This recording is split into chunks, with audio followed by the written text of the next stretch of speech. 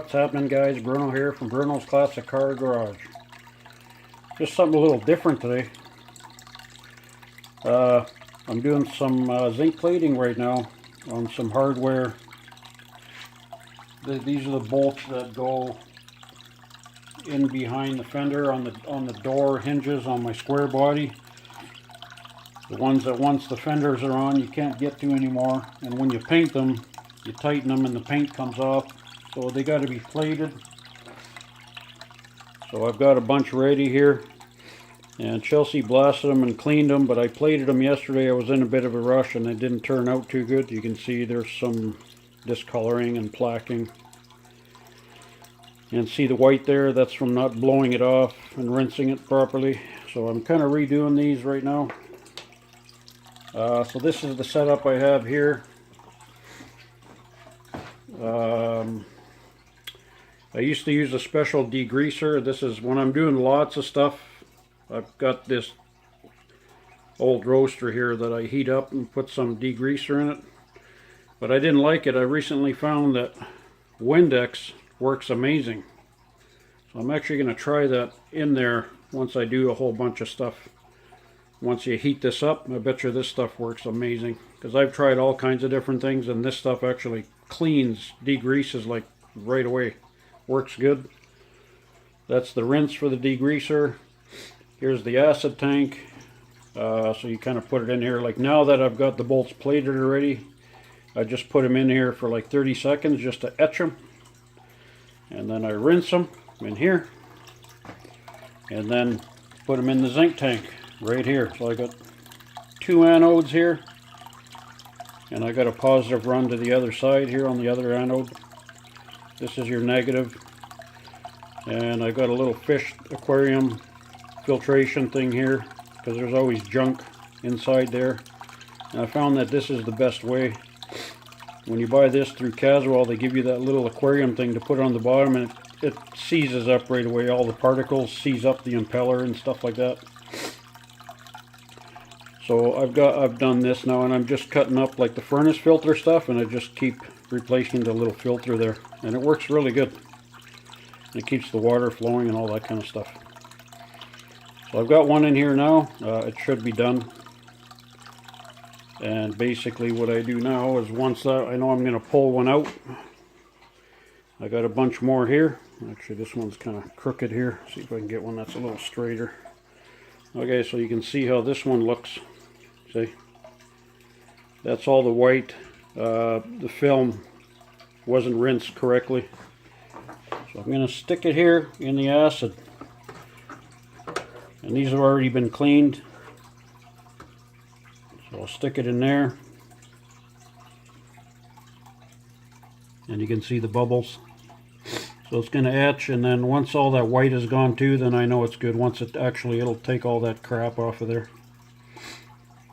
And then once I rinse it, then I pull this one out and put the new one in. So this one here is probably ready. See?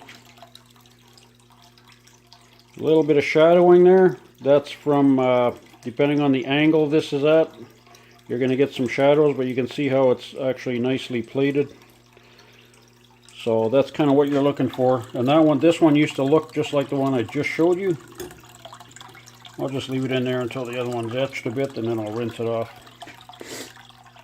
And here's an old rectifier I got from a good friend of mine, Danny. It's working good, actually. Seems to anyways. So if you guys are interested in this kind of stuff, this is not a commercial setup by any stretch. Because you actually have to hang each piece at a time with a piece of copper wire. It takes a long time. But when you're doing projects and stuff, like for my customer stuff, I can plate things a little as I go, as I need them, and it's not so bad. You know, because you know how it is when you take stuff somewhere, or if you need to, you lose stuff, this, that, and everything else, and it's just nice to be able to do that on site. Something that's bigger, like a booster, let's say a brake booster, yeah, I can't do that. I'm going to get a bigger tank eventually. I'm going to be moving, and I am going to set up probably maybe like a 15 or 20 gallon tank for this zinc. and then I'll get the chromate actually to go with it. So here's, alright, what do we got here? So it looks pretty good. I can see a little